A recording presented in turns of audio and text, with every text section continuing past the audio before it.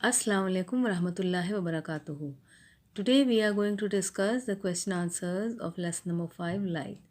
So question number 1 is define reflection, center of curvature, principal focus, principal axis.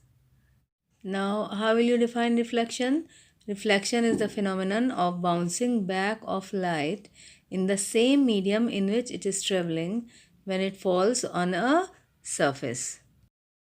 Now center of curvature, the geometric center of the hollow sphere of which the spherical mirror is a part is called the center of curvature of the spherical mirror. Now what is principal focus? Principal focus is a point on the principal axis of a spherical mirror where the rays coming parallel to the principal axis meet or appear to meet after reflection from the spherical mirror. It is denoted by F. Now, what is principal axis? The straight line passing through the center of curvature and the pole of the spherical mirror is called principal axis. Second question is differentiate between real and virtual images. Now, real and virtual images. A real image can be obtained on a screen and virtual image cannot be obtained on a screen. In case of real image, the rays of light coming from an object actually meet at a point after reflection from the mirror, and in case of virtual image, the rays of light coming from an object uh, do not actually meet but appear to meet at a point after reflection from the mirror.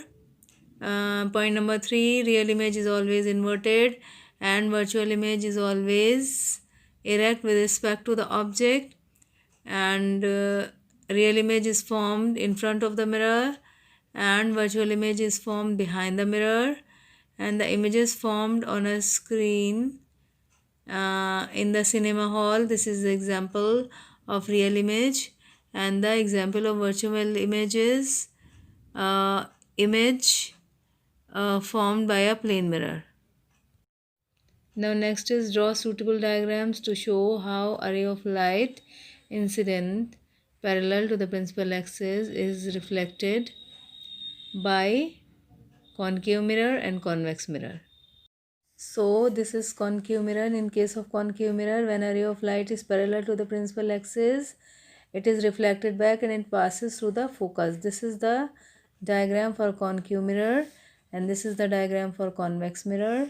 This ray is parallel to the principal axis. This is the incident ray and it is reflected back and it appears to meet at the focus. This is for concave mirror and this is for convex mirror. Now state the direction of incident ray which after reflection from a spherical mirror gets reflected along its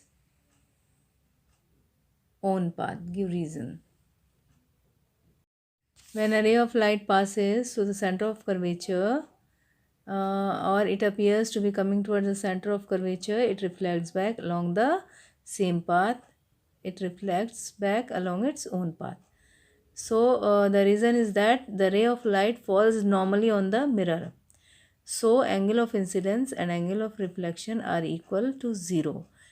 Next question is state two uses each of concave mirror and convex mirror.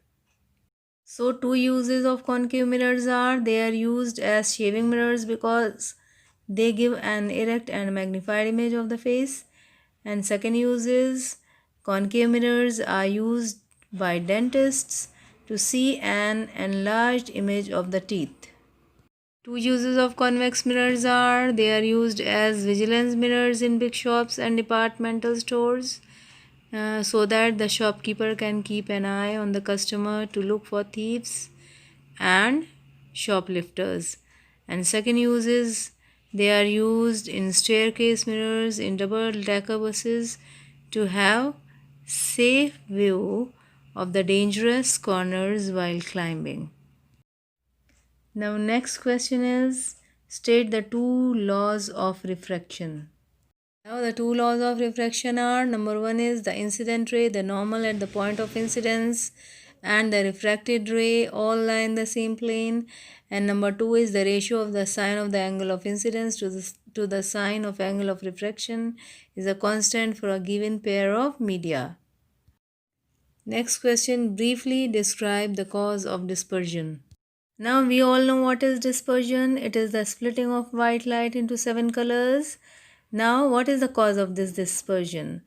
As we know that white light consists of 7 colors.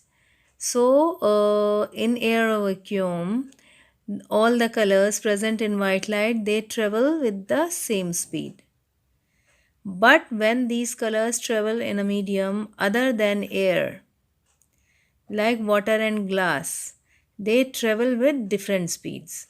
So, in air or vacuum, all these colors present in white light travel with the same speed. So, there is no splitting of white light.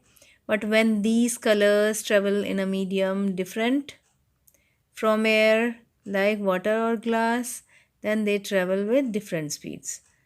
Therefore, the refractive index of the medium is not the same for light of different colors. So, this is the cause of dispersion of white light into 7 colors.